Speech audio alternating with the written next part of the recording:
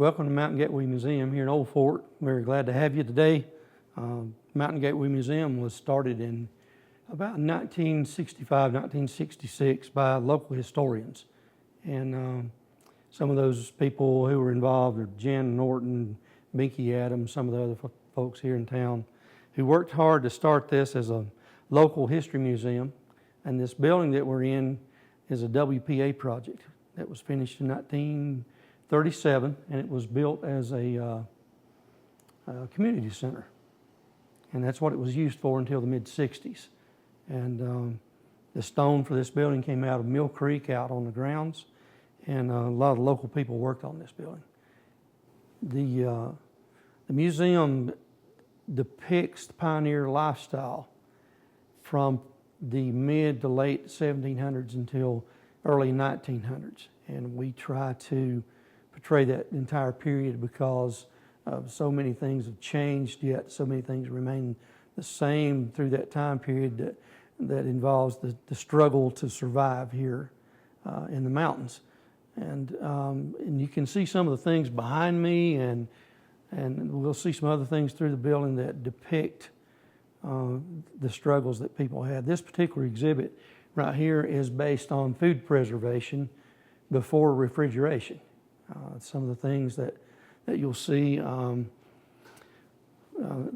this photograph in particular right here is a spring box in an old house. A spring box involved a stone or concrete structure inside the home where water was piped through, and that was used to keep the milk and butter cold and preserve it for a day or two. This wood carving by Edsel Martin kind of depicts one of the things that's not too common anymore, and that's home processing of pork and chickens and beef and a lot of other things that people had to do for themselves. And we're accustomed to going to one of the grocery stores and picking these things up. And this is a depiction of the processing of a hog, and that was a real food staple in the earlier times, because if, let's pick a time period, let's say 1800,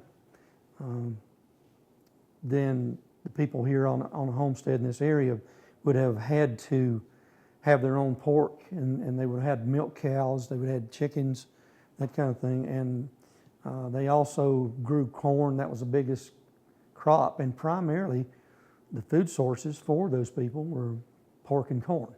And that's if you have some hogs and a litter is produced, then a lot of times that litter has 10, 12 animals in it. If you wait for cattle production, then you're going to be waiting a long time, because it's normally one or two calves with them. So that was another reason that hogs were so prevalent. They were turned loose. During this time period, people would put a fence around the garden rather than try to fence in the animals, because that involved too much labor, and the type fences they used didn't actually work. They weren't successful that way. So they fenced them out of the garden, and the hogs ran loose and ran in the mountains, and they ate a lot of chestnuts, which we no longer have much. But that was their primary food sources. Now, when they did process the pork, they would have a smokehouse, like the one in the photograph right here, that food would be put in to preserve it. The first thing they did a lot of times was salt it down, and this table below the photograph of the smokehouse shows how they would put it on a bench and salted it down, or in a box and salted it down, and then it would have been hung in the smokehouse and left there through the winter and early spring. That way they had a food supply all winter long. So a lot of our exhibits depict that type of lifestyle, and the utensils that were used, the tools that were used to build a house, the tools that were used on a farm, on a homestead, a farmstead like that, and all the aspects of what we look at as frontier lifestyle. It's basically the European settlement of this area. So that's kind of what we try to depict here at the museum. Now, Old Fort itself the town itself began in 1870s, but it's named after a fort that was built here in 1776 by Griffith Rutherford. He came through here. He was a militia general. He came through in this area with about 2,500 men to go on a campaign against the Cherokee. And we kind of know that story, how it all turned out. But he left 400 or 500 men here in this area to help bolster a fort that was already here, or construct a new one in the same area. That we don't know exactly for sure, but we do know that he did build it here. And then 100 years later, after the Civil War, in around 1871, some investors came from up north to purchase the Davidson Plantation here in this area. And they bought 2,200 acres, and they bought this based on speculation that the railroad was going to come through, and secondly, that a railroad workshop was going to be built here, a roundhouse.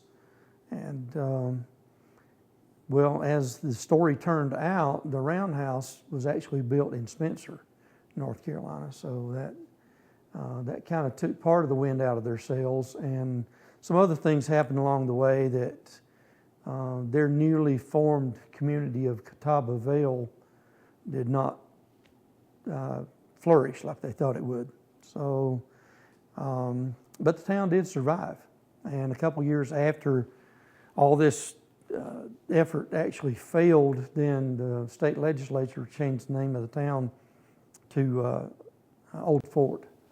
There are several aspects of the frontier lifestyle that we try to depict, and some of these exhibit cases in here show the tools, the implements, some of the entertainment aspects that people used. And this particular case right here shows lighting implements, and we're so used to flipping a switch now and having the lights come on in the whole house that sometimes we're spoiled, and sometimes we panic when the electricity seems to shut off for a couple hours. But this shows the sort of a history of how lighting has changed. It's gone from the candles, and they made their own candles, and there again, we spoke earlier about the processing of the animals, processing the food. There's a saying that's been around for generations that with a hog, they used everything but the squeal, they would say. And these candles in here are a fine example of that, because a lot of the grease and oil that they got from those animals was used to make the candles. And we're a little bit squeamish these days sometimes about that, but these things are kind of hard facts of life. And these implements in here are just different ways that they use those candles. Sometimes they were used in a lantern. A tin smith would make lanterns that they were used in, and sometimes they, especially in this area, they used mica, which was mined north of here, and not exactly in McDowell County, although there was at least one mica mine in McDowell County. But the mica was used to make panes in these lanterns, and that's one way that an industry ran off of the household needs. We started using oil lamps, and a lot of us still have those things around, sitting on the mantle or sitting on a shelf in the pantry or something like that. And when our electricity goes off, we get those things out and light them up. I have several friends who grew up in households where that was the primary lighting, and until maybe in the 40s or something, when electricity was around their home.